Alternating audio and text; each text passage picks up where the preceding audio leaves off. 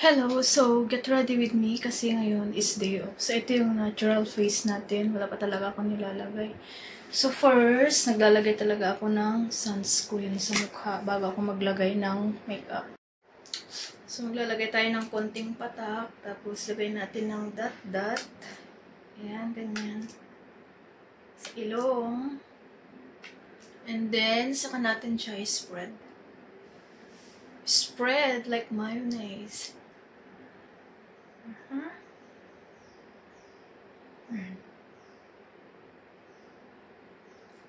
So, konting kwento lang. Dati talaga, sobrang dami ko talagang pimples. So, ang dami kong nagastos, ang dami kong trinay na products para lang mawala yung mga pimples na yun.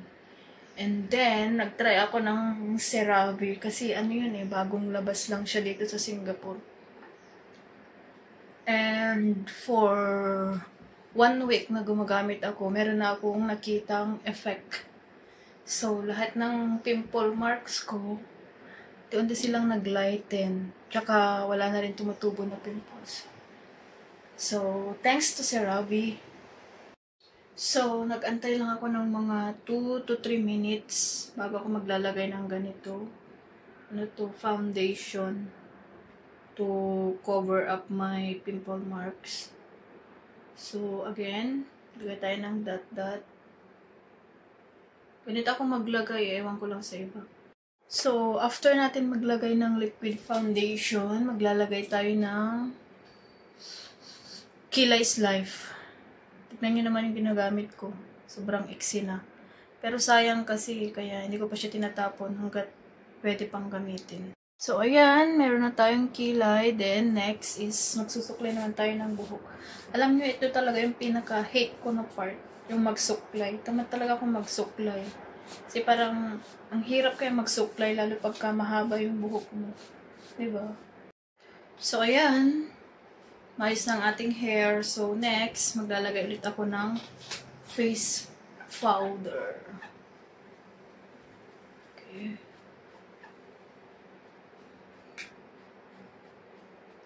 Then, next, maglalagay tayo ng lipstick.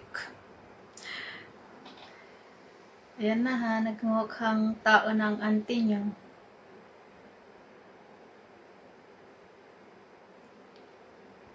Ayaw ko yung dark na lipstick.